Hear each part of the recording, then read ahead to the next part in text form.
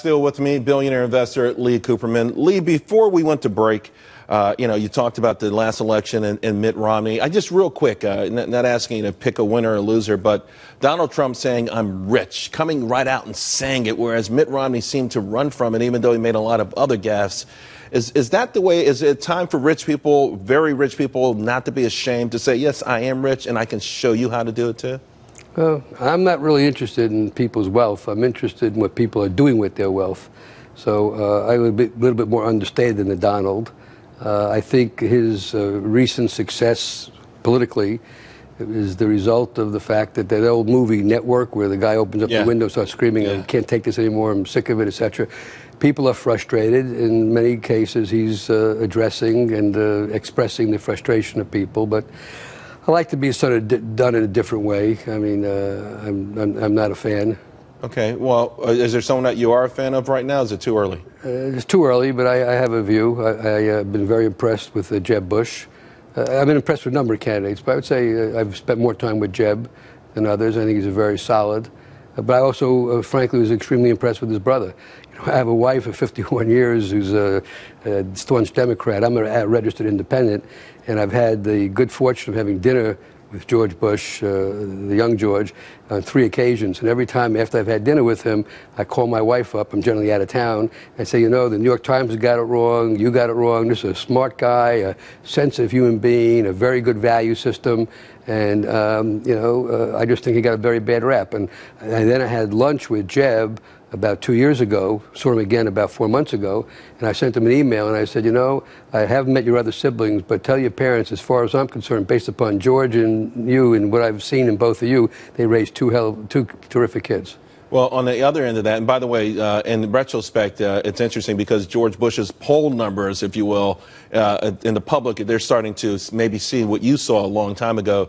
On the other end of it, we've got Hillary, who is trying to straddle this line where she was poor at one point, maybe just as recently as a few years ago. What we know she's made left the White House. Yeah, when she left the White House, flat broke with the silverware.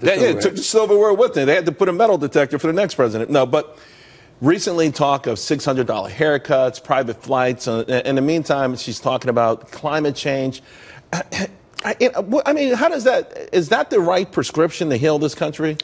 I'd like to see politics elevated to a higher level. It's the wealthy don't have to be denigrated to make your point. We don't have to appeal to the 99% and say they're victimized by the 1%. We all got to work together to improve the situation. And I'm not going to answer. I can't answer all the questions here, but her style doesn't appeal to me. I mean, they spent a lot of time in the Hamptons, a lot of time in Martha's Vineyard. Then she comes out and she condemns the hedge fund industry and then tries to raise money from the hedge fund industry. And does. I mean, Look, I've said on TV for 7 years now, 7 years, not in my interest, that the carried interest tax, the capital gains tax rate was wrong. They should tax it as ordinary income. Tackle the problems through good, intelligent legislation. Don't demagogue it, criticize wealthy people, and do nothing. Have a program and implement your program. Hopefully the program is sound. Her recommendation on capital gains is ridiculous. It's a 50% increase in capital gains tax rate. You're going to immobilize capital. But there are other things that make sense. Eliminate the carried interest. You want to raise the marginal tax rate? Fine. But, basically don't do it by denigrating one group to appeal to another group. Yeah, but you stoke that, we know envy is out there. We know anger is out there. That's the first thing you said when you sat down. And you stoke that and you capture it. It might get you elevated to the White House. And to your point, I would like to see someone who's got a concrete plan rather than separating this nation, which feels like it's falling apart at the seams, bringing us together. We have to emphasize education, and we have to get more economic growth to give more people an economic opportunity. How do we do that? Well, I think, we're talking now about repatriating a lot of these foreign earnings tied to highway construction and other kind of long-term programs. We need intelligent legislation.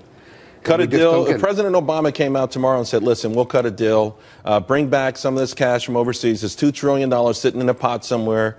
We'll tax it at 3%, 4%, or we want to snip off a small portion of it for the highway funds, and then you can do what you want with it. Wouldn't that spur growth? Wouldn't that spur the economy? It would be a step in the right direction. But, Look, interest rates don't belong where they are. They don't belong at zero. They're zero because the entire burden of dealing with the economic malaise of 2008 fell on the shoulders of the Federal Reserve Board, because we're not doing a mixture of fiscal monetary policy because the fiscal boys are paralyzed. They don't get along, and we haven't had the leadership to bring them together. Well, you've got Dodd-Frank that sort of has frozen up the banking industry, and also the anti-bank sentiment, I think, hasn't helped at all.